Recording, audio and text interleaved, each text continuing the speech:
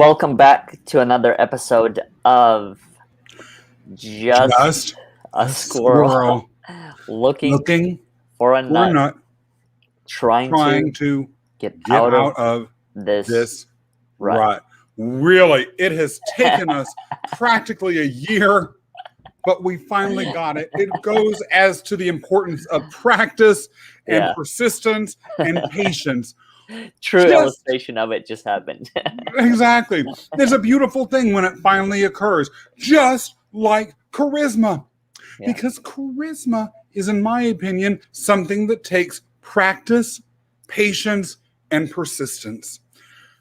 I don't know about you, Oleg. You've stood up on the big stage before. You've given TEDx talks. You had audiences in the palm of your hands.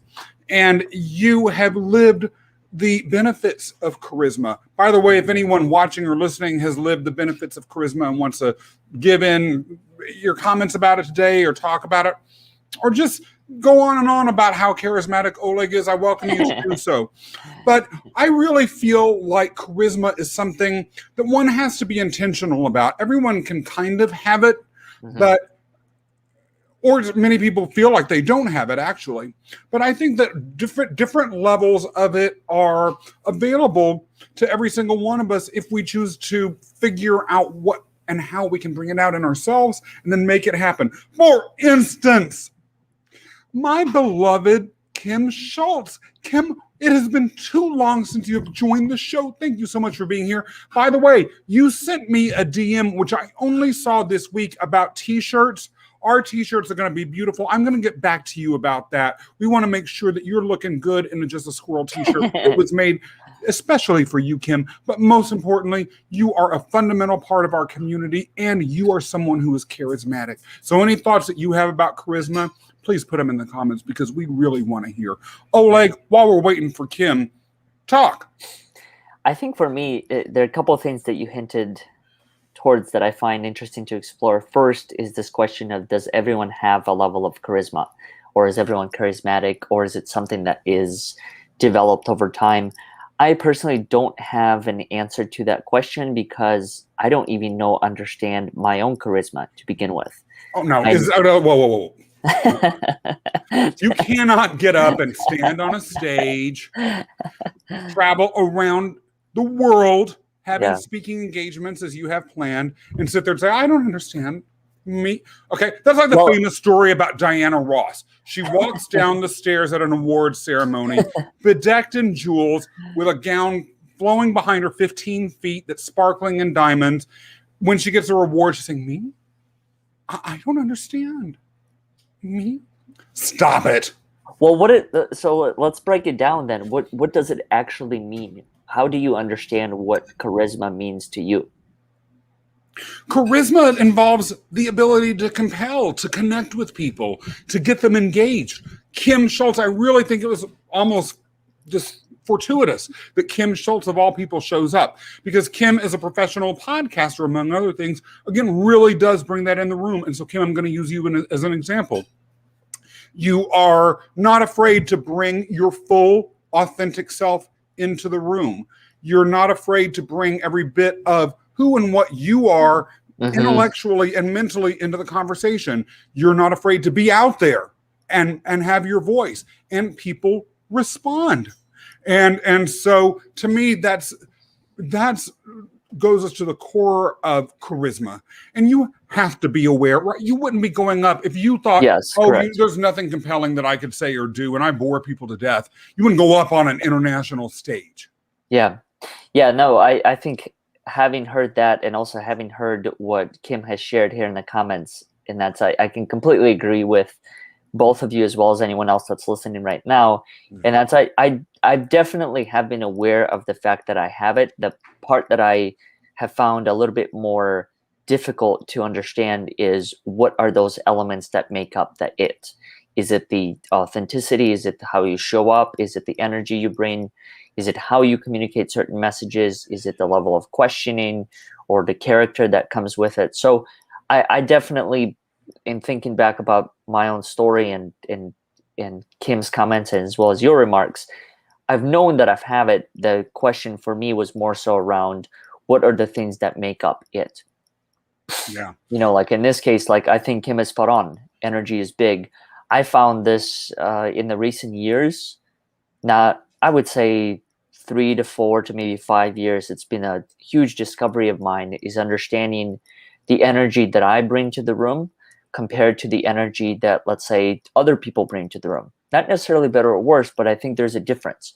There's a difference between the energy that I would bring into the room, and there's a difference between a 7 a.m. Scott Mason energy. But both are charismatic in their own ways. Yeah. And that I find fascinating, how it could, there's so many different levels of it depending on the individual that is being put in front of us. Before moving any further, Jessica, we're talking about charisma today, something you are also a personal expert on. Welcome into the house, our beloved friend. Now, let's talk. We are jealous of that serious Scott Mason energy. My husband isn't. But thank you for that. Now, I'm going to talk as an example about two figures, and because I'm using these examples for a very specific reason. Mm-hmm. Now, this show, I will say, and we have been consistent about this, so I want us to separate one element from the examples I'm about to use. This show is not political. We don't debate politics here, unless politics are like doing horrible things to people. But and even that, we don't discuss specific political parties or figures, or if we do, we keep it. We just don't. However, I'm going to wait to see where this goes. Yes, but there are two individuals that are very charismatic in very, very different ways. And I would like us, as we commence the next phase of this conversation, to focus purely on the charisma, not on our feelings about those individuals or their politics or policies. Mm-hmm. Because I have feeling states about both of them, but they are opposite, and they are both people that I believe are extremely charismatic and have leveraged it to profound effect. And that is Donald Trump and Barack Obama. Mm-hmm. No one would confuse the two. No one would confuse their constituencies. No one would confuse their policies. No one would confuse them as their inner selves. But they have that in common. And by the way, they both faced foes during at least one of their elections that singularly lacked charisma. Mm-hmm. Say what we will about Hillary Clinton, almost no one would argue that she had charisma. No one would say that in their right mind. And almost no one would say that Mitt Romney, who Obama opposed during his second election, I believe, had charisma. And so what did Romney and Hillary lack that Obama and Trump had? In Hillary's case, it's particularly interesting because her husband was at least arguably even more charismatic than Obama. Maybe not. One might feel one way or the other. Mm-hmm. But no one would argue that Bill Clinton was highly charismatic as well. And so what is it that they have in common? I will argue that they both had confidence in common. They both had authenticity in common.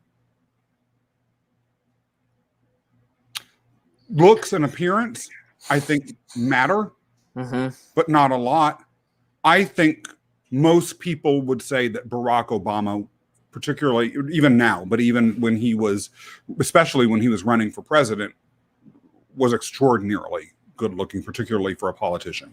Mm-hmm. Donald Trump, I don't know that many people would say had matinee idol looks, but it didn't matter to those that were captured by him and his charisma. They saw something special.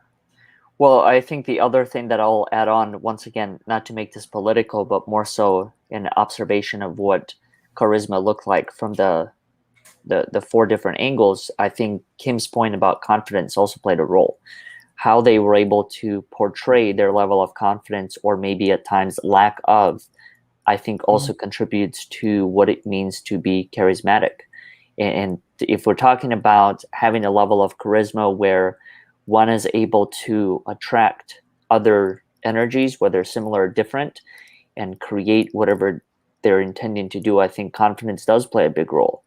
Being able to not only be confident in the message, but be confident in your own skin, in the presentation of who you are in front of an audience, whether it's an audience of 1, 10, 5, or 100,000. So I think there are different components that probably played a role within that. So I think it might be a more complicated question as far as what level of charisma did one have compared to the other one not having, because I don't know how you can measure that in a tangible way, especially when it comes to confidence. For example, how can you measure that one person was more confident than the other, especially in situations where they shared similar stages with many, many people, millions of people behind each and every single one of them? Before going any further, there were a couple of things that were being said in the comments that I want to just point out. First of all, Jessica and Kim, I don't know if you all have ever actually met each other before, but it may be worth you all reaching out to each other. You both are fellow powerhouse podcasters and both lovely people. Just suggesting that. And you're part of this community. So if you haven't, I'm just sort of saying you all might like getting to know each other. Be that now, and part of what made me think of that was something that Jessica says. For me, part of what makes someone want to, or when she relates charisma basically to trust. And trust to me, at least theoretically, goes as to empathy. And I'm going to go to these 4 political figures again. Obama was able to convey to certain groups of people that he had genuine empathy for them. And they connected to that. Trump, people may not feel comfortable hearing this, but a lot of the reason I believe that he developed such a fanatical following was that he was connecting to, he was saying, I'm here for, he was showing empathy to a specific group of people, his base that had been felt that they had been ignored by a lot of the political discourse. Hillary, I don't know. I just, when I think about her, I don't think empathetic. I just can't imagine, maybe, and please correct me if I'm wrong, I just don't see what group would say, oh, I feel like she really gets me. I mean, let's face it, her campaign slogan was, I'm with her. Not exactly projecting concern for others. And Romney, he was easily caricatured as a character from a TV series in the 60s called Gilligan's Island. People would imitate him as being like Thurston Howell III. It was this really standoffish, snobby millionaire that didn't care about anybody. And that was the image that got wrapped around Mitt Romney, being his famous quote, corporations are people too, made it seem like he didn't care about ordinary people. He just cared about the people who were corporations. Again, to be clear about, I'm not being political here. I'm not talking about what their policies actually were, who and what they were inside, but the projection of a personal quality that related to empathy. Well, so stepping outside of politics, but more so just assessing people in general, Jessica, I think, brought up some really interesting points in regard to the level of trust and associations that each and every single one of us carries with another individual. I mean, think about it this way. When you connect with someone on LinkedIn or whatever social media platform, wherever, for the first time, the first thing that I notice is there is that level of charisma that I'm able to attach the profile or the image with. Now, I think as part of that charisma, I think there is, what I personally look for is a level of authenticity. How do I determine when one is authentic or not? So first thing that, to me, this is just my opinion, it's by no means the golden rule, but if it starts with a sale or if it starts with a pitch, I find those to be less authentic than if it's simply a conversation of wanting to explore what the possible synergy might be instead of me pushing an agenda or projecting an agenda onto you in thinking that it's the sale, it's the book, it's X, Y, and Z that I'm personally looking for, when the reality of the matter is, in many situations, it may not be. Mm-hmm. So that, I think, goes to the same question of what makes a person charismatic. To me, it is someone who portrays an authentic feeling. How do you define that? I mean, the best way that I could describe to you, it's a feeling. It's a feeling that I get not only through the messages that I'm able to read, but also through other forms of energy. For example, when you and I connected on the phone, Scott, well over a year ago, I felt the genuine level of charisma that you had, and yet I wasn't able to see you in person. I wasn't able to see you on video. So my only points of reference to associate with you and your image were your voice, and that's it. There was no written. So it's fascinating to me also how different levels of, I guess you could say, charisma could be passed down depending on the medium, but they could also vary drastically. Because, for example, if you don't feel comfortable in presenting yourself or your message or whatever it is that you're trying to present over the phone, but you might feel more comfortable doing it in person or over the video or through written word, which you do a phenomenal job at. How does that impact whether or not the person is charismatic, or does it just simply vary depending on the medium that they're in? Does that make sense? It does. It raises a couple of issues. First of all, interestingly enough, in the past month and a half, I've seen two presentations by speech experts on what makes speaking impactful, Mm-hmm. or presentations impactful, which is related to charisma at a minimum. And in both cases, these individuals talked about the neurology or the brain processing that we engage in when we listen to someone or watch someone. And a shocking and interesting fact was that something like 70%, maybe even more, of how we process that information and how we respond to the individual is based on voice alone, body language, and the words. Distant, super minor seconds and thirds. So much they are almost discountable as reasons why people trust and connect to someone. And so that could address what was happening on the phone with you and I. The other thing that's interesting about that, though, is, again, going back to the examples, it could also go as to perhaps why people were relating strongly to some of these political candidates and not to others. Barack Obama, again, leaving aside his politics, does have, at least to many people, a very compelling voice. Yes. It's very distinctive. It's very, he uses a huge amount of cadence. His vocal variety is speech pattern. Speech patterns, exactly. It's very easy to listen to, and almost like listening to a preacher, but a very erudite one. Then Donald Trump, again, has a very distinctive speaking style. He has a New York accent, which is some people hate, but there's a lot of, you remember it.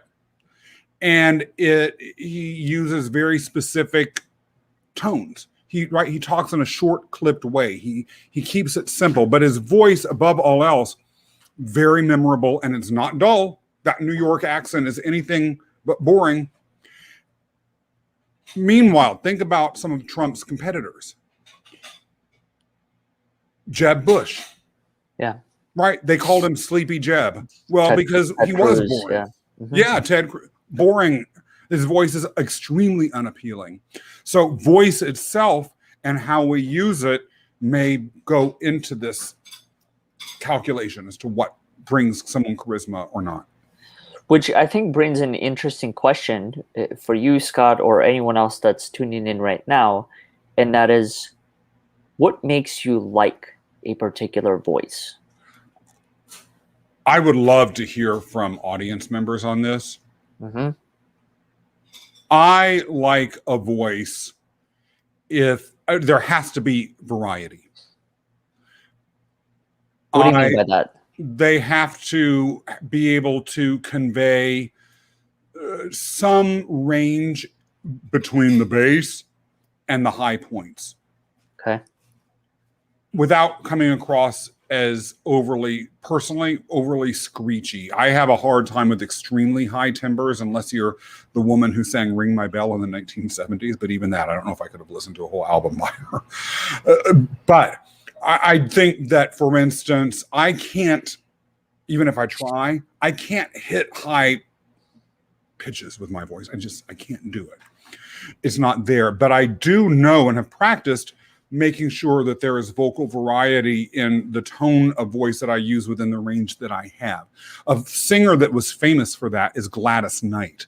And Oleg, you may be too young to remember her, but she was a soul singer in the 60s. She had no range, basically, Really? a range like this big, but she knew how to hit every single potential vocal bit of variety that there was within that range. Mm-hmm. And she made millions. She's a legend. She made millions doing it. And so that's sort of what I would say. What about you? Do you find, though, when it comes to liking someone else's voice, is it solely dependent on their voice being similar to your voice? Or does that really not play a factor? No, I like your voice. It's nothing like mine, I don't think. Mm-hmm. I think for me, when I think about this, the first thing that stands out is there is I don't know how to describe it. So, for example, I'm laughing at Kim and Jesse. I'll do my best to describe this. So sometimes when I would be in certain rooms, and let's say there are people who have I think so. First of all, I think there's a difference between being naturally loud, for example, and then forcing certain things out of your voice that your voice may not accommodate for. Does that make sense? Yeah. So like trying to be loud in situations when really your voice is more toned to being either medium or relatively softer volume. That's the first thing that I notice as far as what draws me towards one voice towards the other. I think the other thing that I notice as far as what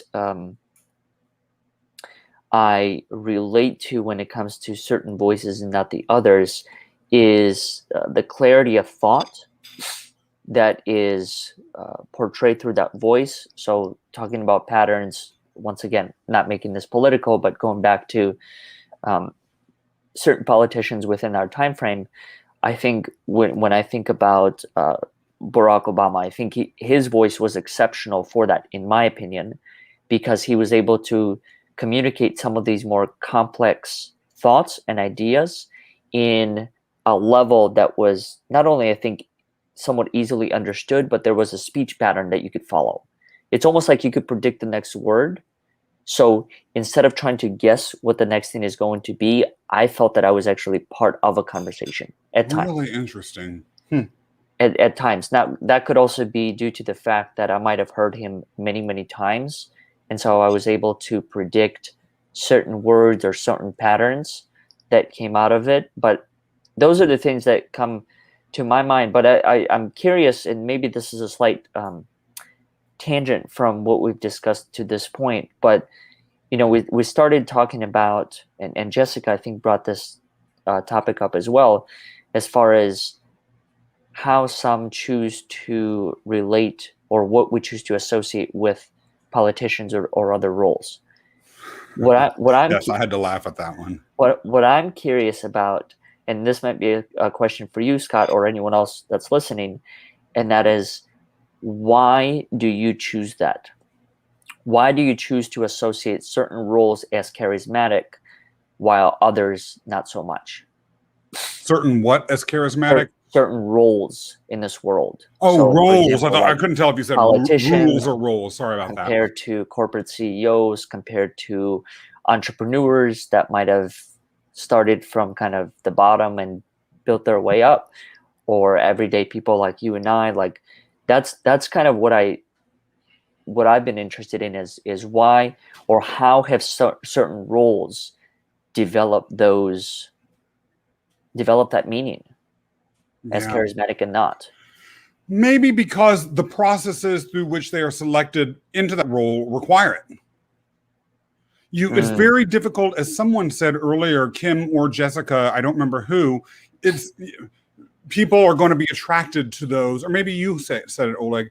People are going to be mhm. attracted to those who are charismatic.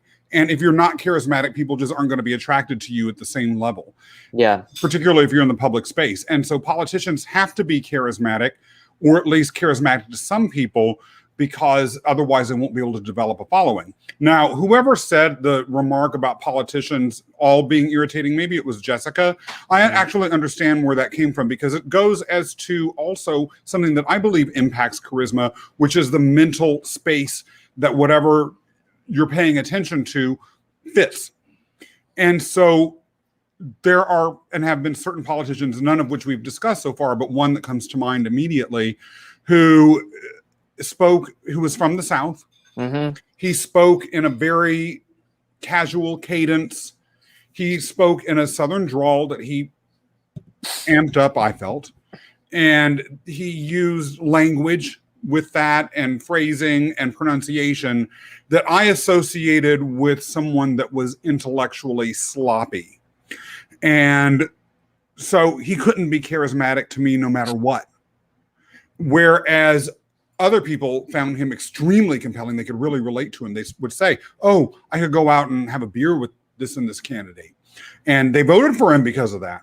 Mm-hmm. So mental boxes and the places where people can fit, and if politicians all fit into a box of individuals that annoy you, which again, I can understand why someone would feel that way. Mm-hmm. Then perhaps that's going to block any ability to be charismatic or not. When I went to college, the very first speech that I had to go to was in our college's chapel. And it was a speech by one of the deans. And it was long.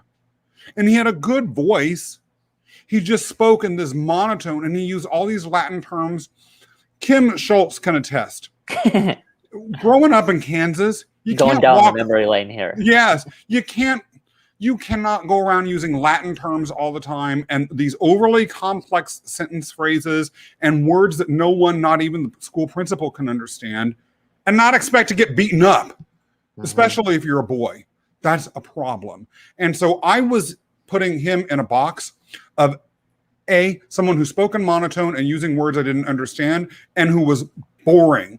And to my mind, every time I hear a dean speak, or any sort of academician, I'm bored.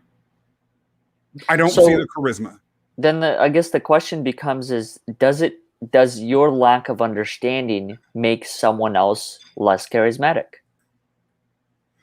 Charisma is so variable. I read a book about, and to be clear again, what I'm about to say, this is not an endorsement of anyone.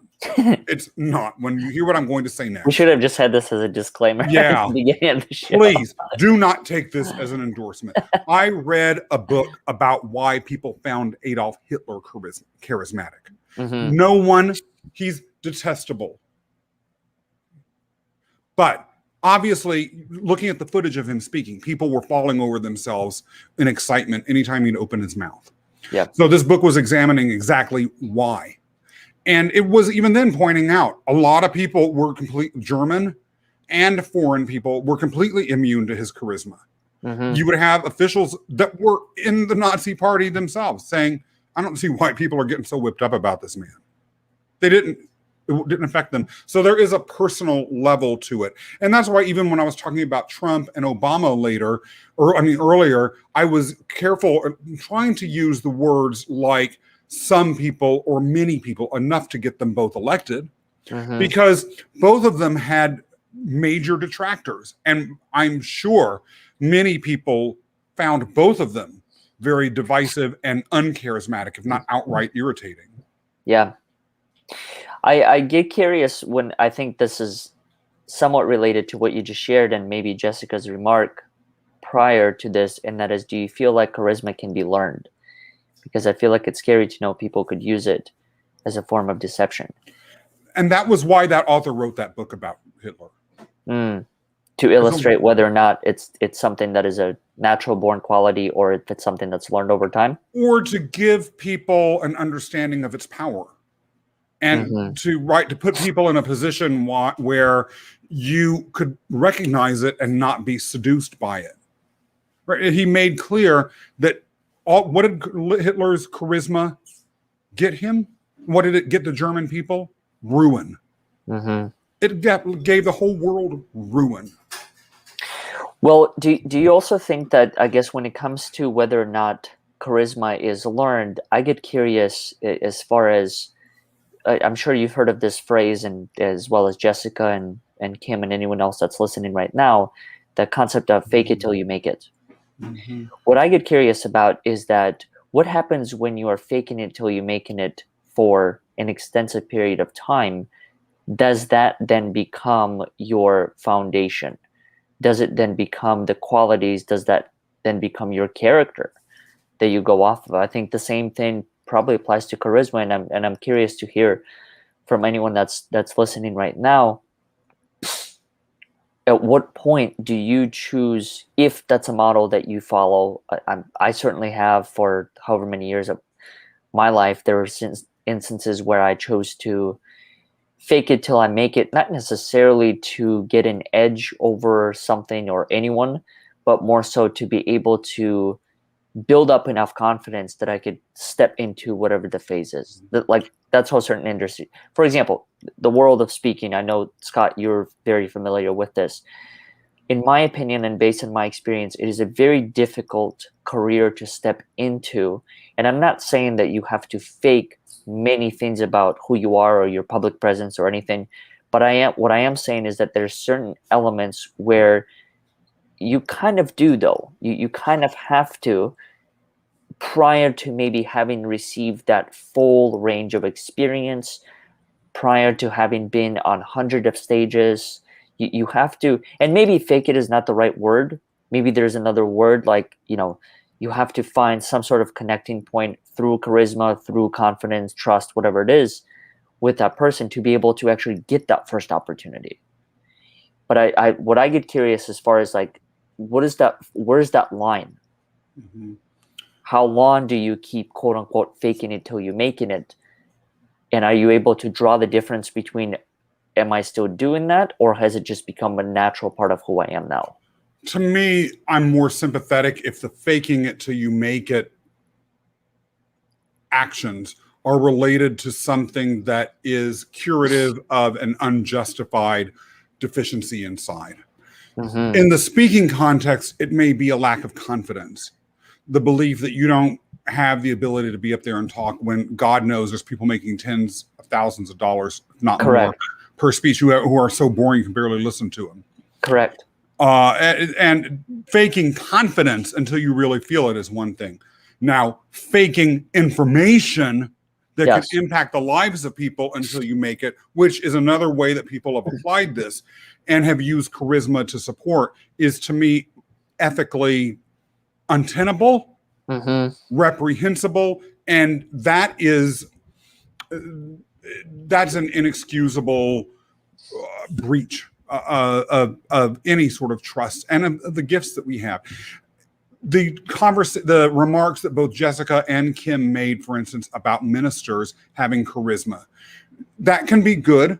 Martin Luther King is an incredible example of a minister with unmatched, probably in American history, charisma, who was able to galvanize people behind a religious belief system that changed how we all deal with each other. Kim and I, not coincident, well, totally coincidentally, grew up in the town Topeka, Kansas. That was the place, the school district of Topeka, not the school district that Kim and I went to, but the main school district in the town that we grew up in, was the defendant in the lawsuit that led to desegregation of schools across the entire United States. It's a famous case called Brown versus Board of Education. And if segregation had been in place when Kim and I were growing up, we probably wouldn't have known each other. And so the work of charismatic religious leaders like Martin Luther King really did have a positive impact, because my life has been made so much better by knowing Kim. Yeah. But I think, as both Jessica and Kim are alluding to without saying it, cult leaders, I think Jessica mentioned, who, like Jim Jones in the 70s, who led his congregation to drink Kool-Aid and kill themselves, also abuse that power. Yeah. Which I think also goes to another point, and that is charisma can be used for many different purposes, and that's one of them.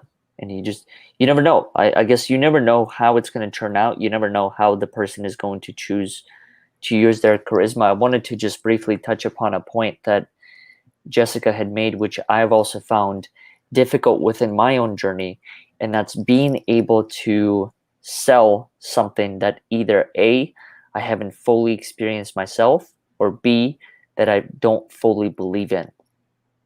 I remember I was I don't remember however many years ago, but there was once upon a time I was applying for a job. I think it was a summer gig that I was trying to do.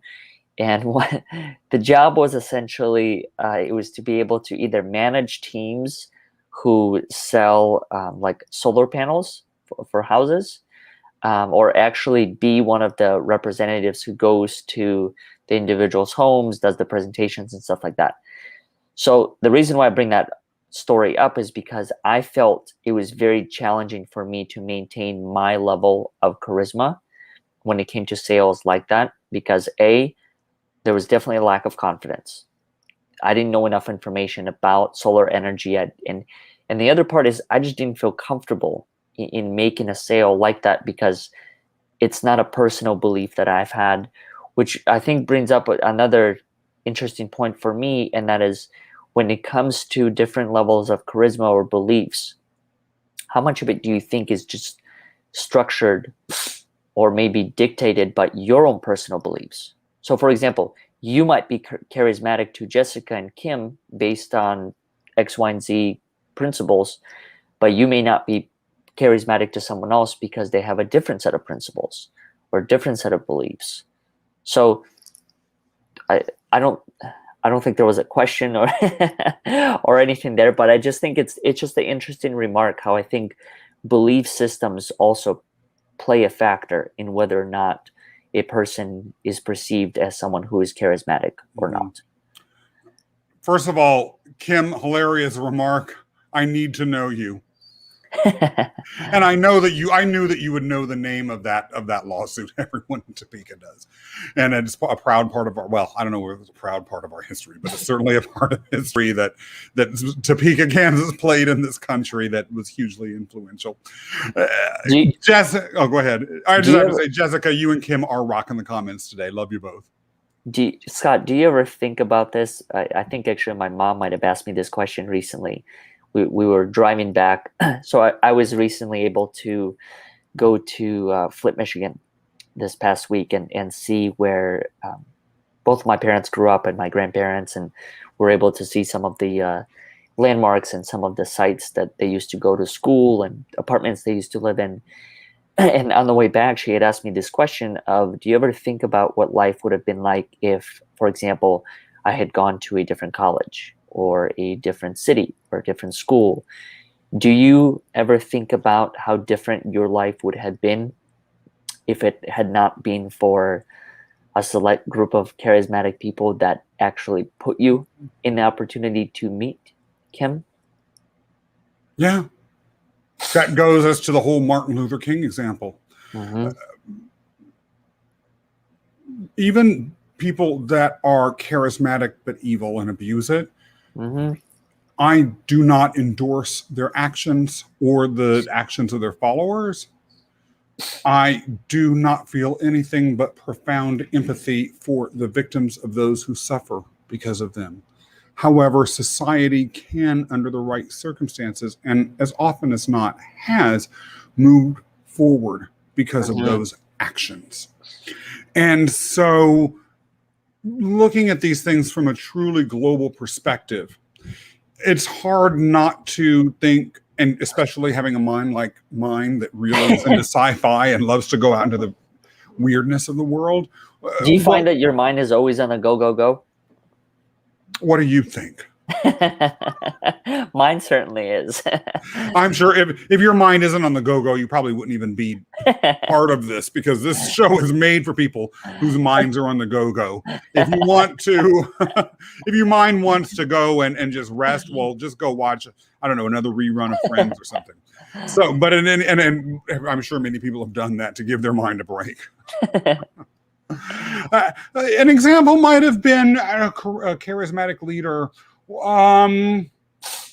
Yeah, what if the United States the United States was attacked during World War II, Pearl Harbor. Yeah. And because of that, we entered into World War II. And our actions, the United States, that is, if they didn't decisively win the war, at a minimum, few people would discount that it had a significant role in the Allies winning the war. Mm-hmm. Now, if we had not had a charismatic leader that had persuaded the American people to go into the war all in, for instance, another leader might have attempted to get the Allies or the United States involved in the war but failed, or he might have, or she might have only been able to muster enough public support behind a retaliatory strike, but then pulled us out. So it was by no means guaranteed that once we were attacked, we were going to actually end up full participants in World War II. If that had not happened, World War II, because of that, led to women entering into the workplace. Women entering into the workplace, and then their men coming home, and the GI bills and some of the infrastructure bills that came afterwards helped build this highway system in this country. Mm-hmm. And the highway system then encouraged travel throughout the country. And it also led to a higher degree of education. My father, by the way, was a beneficiary of the GI Bill's education provisions. So in my own life, I would have had probably a less educated father. I would not have had easy access to travel or to other states, which ultimately enabled me to go to college in Minnesota. I would not have had, my mother probably wouldn't have been in the workforce, because women just generally weren't before World War II.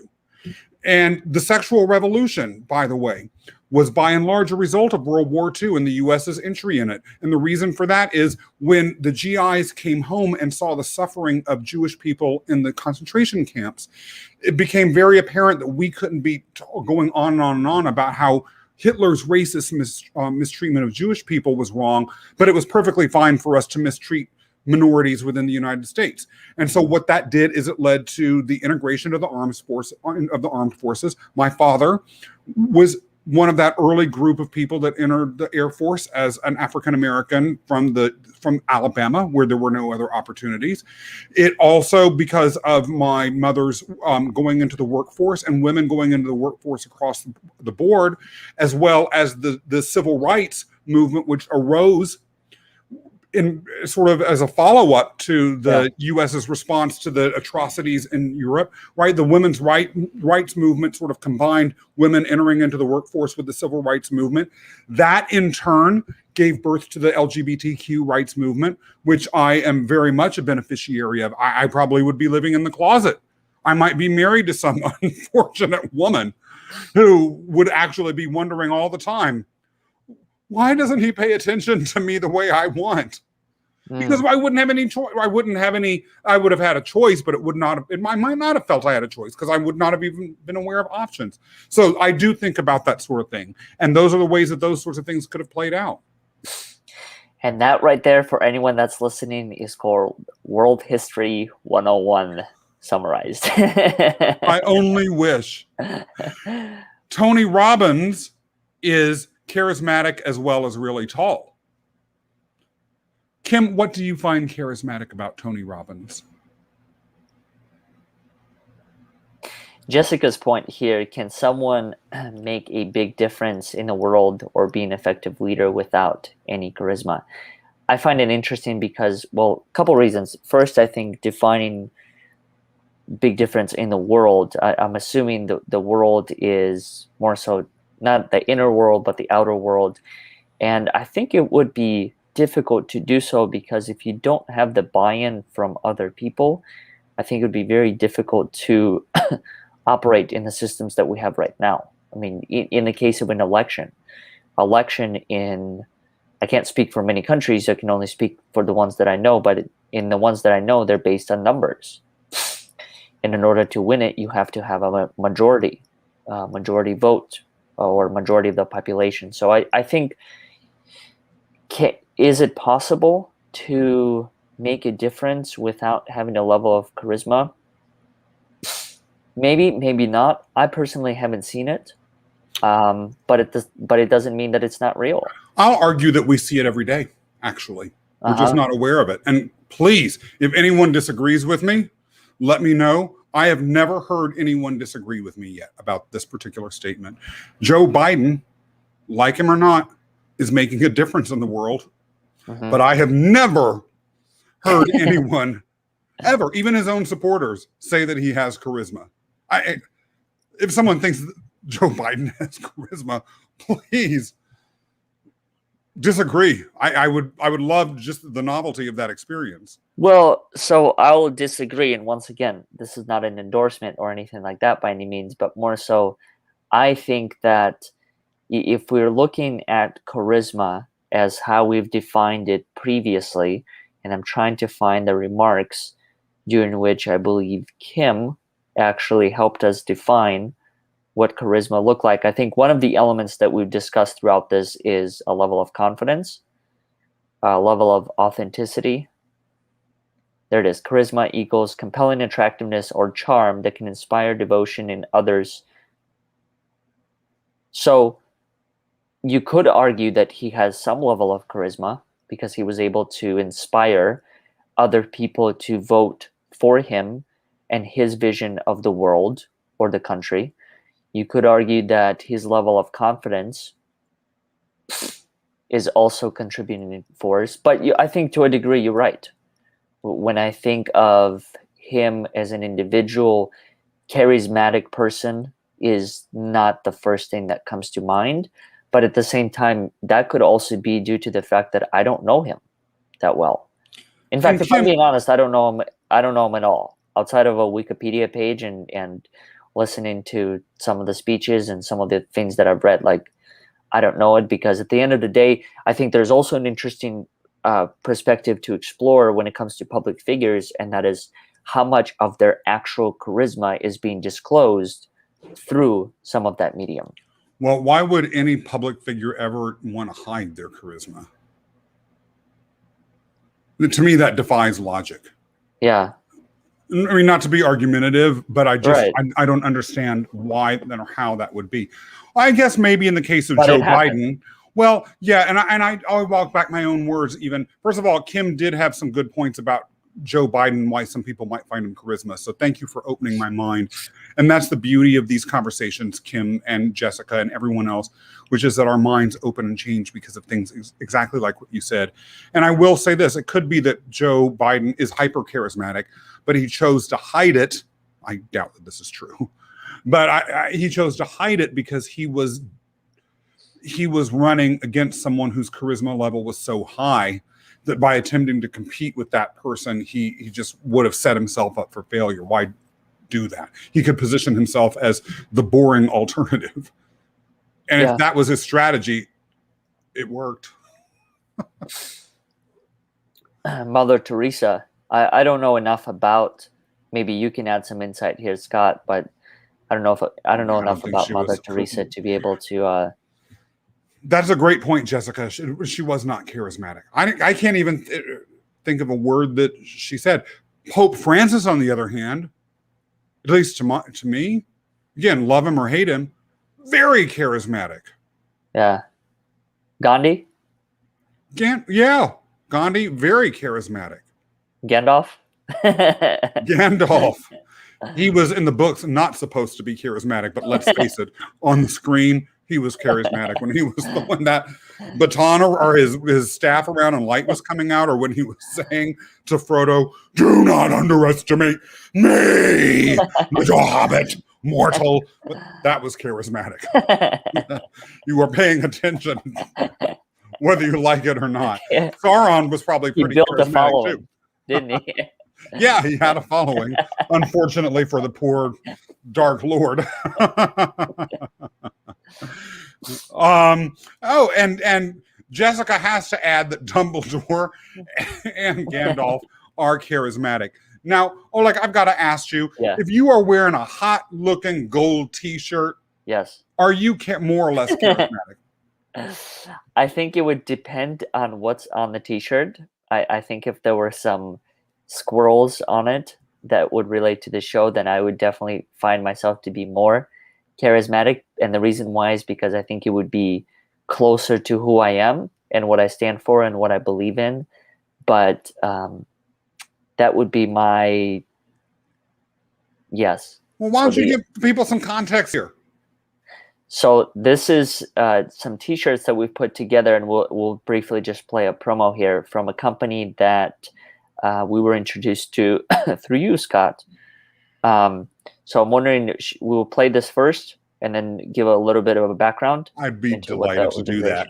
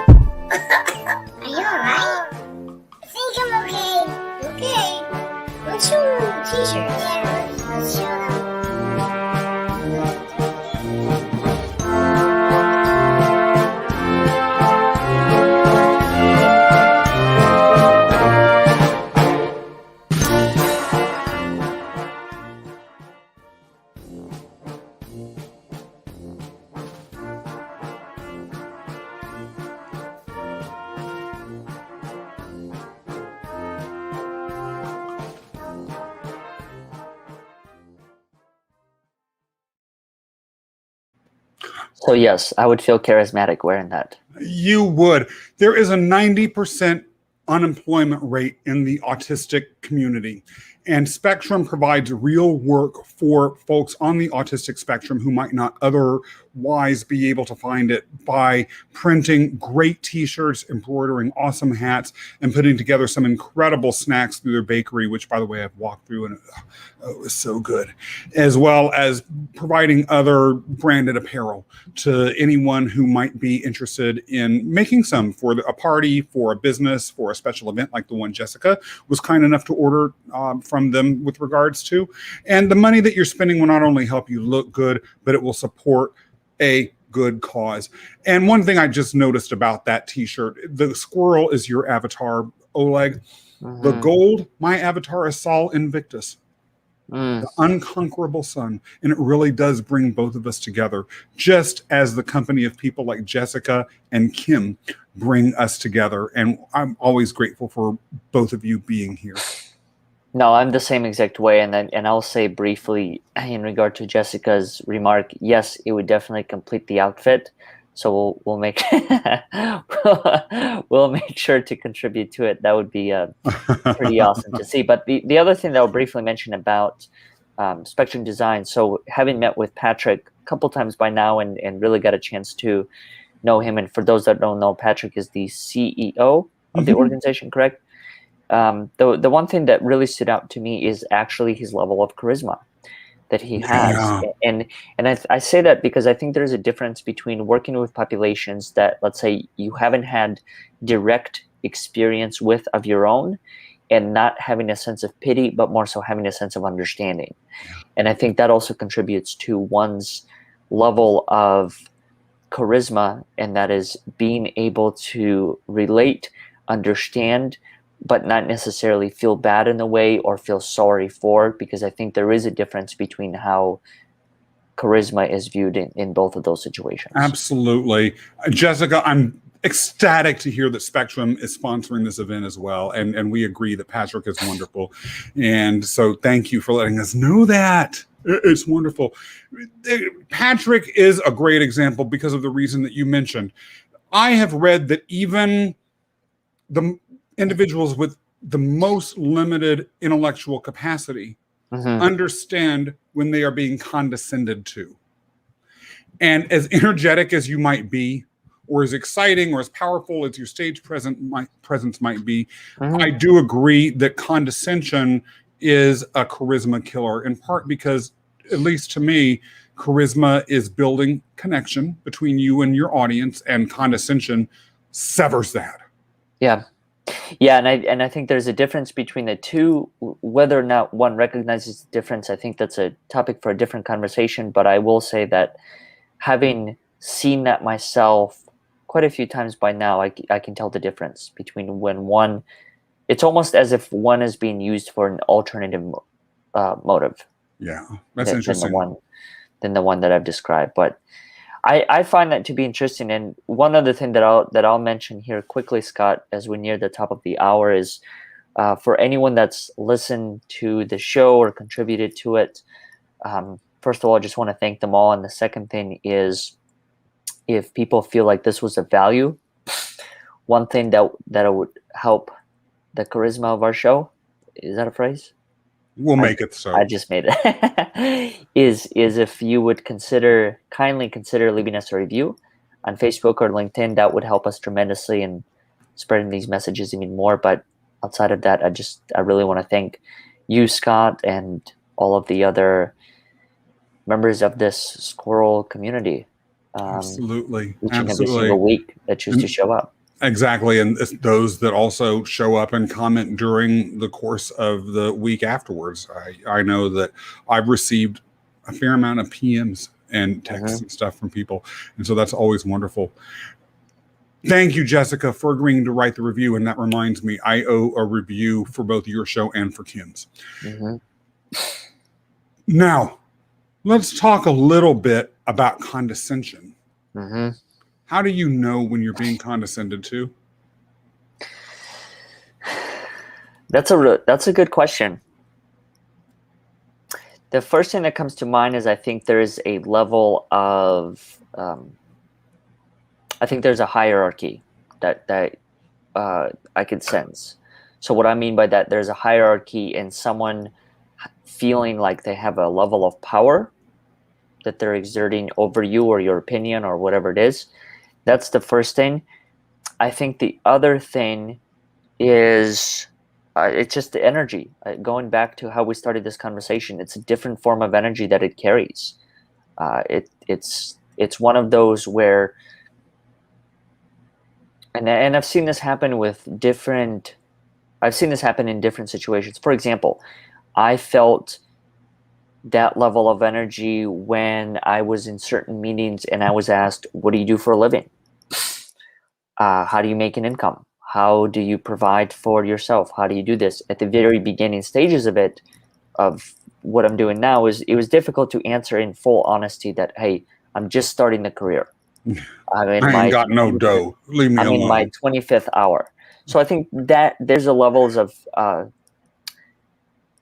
that I was able to experience. But going back to, I think, your question, I think it's an energy. It's an energy form that I'm able to sense. And you could sense, at least I'll speak from my perspective, I could sense when someone is asking me a question with a agenda behind it. I could sense that. I can sense when someone is sharing something in order to appear more powerful or authoritative. But I think that came from experience, and that's coming from a level of intuition that I've developed over the years. How do you know the difference? Sometimes I don't. Sometimes I look back on it later and I wonder. Sometimes it's obvious in the moment, and I don't even always know what's causing it, but I have this feeling inside. It's almost like mentally I'm shrinking, or I feel like I've been sort of slam down into the ground a little bit, although Mm-hmm. sweetly. For instance, I was a consultant for a government agency once, and it was during the early days of tablet computers. No, it wasn't a tablet. It was just you know, uh, a small little carry one. And I pulled it out, and the woman looked at me and she goes, "Oh, aren't you so cute with your little stowaway computer there?" And that was condescending. Yeah. It was. And some of it was because she didn't really mean I was cute and attractive, or maybe she meant I was cute and attractive, but it was in a way that was infantilizing me. I wasn't an infant. Yeah. I didn't need to be spoken to like I was a child. Yeah. And so that to me was a clear indicator of condescension. Other times I've looked back, it's usually when I've received a compliment and something makes me believe that it wasn't, it was really meant as an insult, or I just felt like like you said, the tone and the intent behind it didn't seem to match up with with the actual words. The words were meaning something different than the things that the words were wrapped in. I would get a lot of that, like, "Oh, doesn't that look?" Oh, so I wasn't part of this, but there was I was once in a room with two women. One was a small petite woman and the other one was a larger sized woman. And the small petite woman, this was really condescending, although it was pretended not to be. Mm-hmm. That was, I guess, part of what made it condescending. She touched the larger woman and she goes, "Oh, that color looks so beautiful on you. They don't have it in small sizes." Totally condescending, totally nasty. Yeah. But Unnecessary. Unnecessary, but said in a way where there was at least ostensibly plausible deniability. Yeah. Yeah, I find those moments to be interesting because something that I've learned over the years, and very fortunate to have learned over the years, is I think even when it comes to those situations, it's yes, there's another word for that. It's difficult to be a part of those situations because not every previous situation prepares you for a future situation. So some of the remarks that I might have received in the past, I'm able to go back to and take away lessons or different ways that I could behave around future encounters. But not every future encounter is like that. And I think the point that you made, as far as sometimes it's difficult to understand who is condescending and who is just, that's how they show what it's like to be charismatic. It's difficult to know. A lot of it has to do with personality. I've met people throughout life who are straight to the point, and they'll tell it to you as they see it. Is that a level of charisma? Is there something else behind it? So it's difficult to know. But I think, if anything else, what I'll conclude with, as far as my remark for this, is that it's so much of it is based on your interpretation and your own level of what charisma looks like for you. Yeah. And whether or not someone else is charismatic is completely based on your understanding of what it means to be charismatic to begin with, based on your own experience. Yeah. Any charismatic closing remarks from you, Scott Mason? Yes.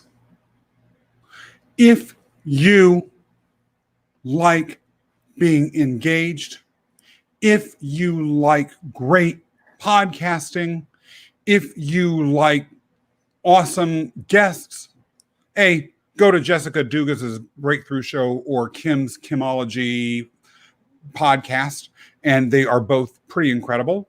Mm-hmm. But more to the point, although no more or less than the point that was just made with regard to the other two wonderful women, Purpose Highway, what are you talking about? Overcoming Odds. Today and the Power of Your Voice is what I'm getting charismatic about, because those are top-tier podcasts. They're not just podcasts, they are experiences. And I like experiential living. I like how you traded the roles this time. So I'm gonna follow suit, and I'll say a charismatic remark about my own experience of being on the Purpose Highway.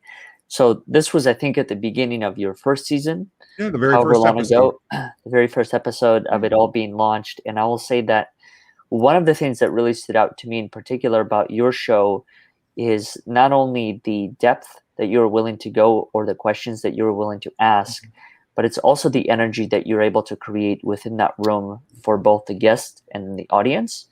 And I find that to be charismatic in its own form, because having had a couple podcasts of my own and having listened to numerous podcasts of my own, it's challenging. It could be very challenging to create a naturally authentic space where there is no hidden agenda to hard sell or anything like that. So I find that to be really remarkable about who you are, and real, and about who you are. Well, the love, the respect, and the appreciation for authenticity is right back at you. And Jessica, you're right. The love is real that we have to Mhm. you.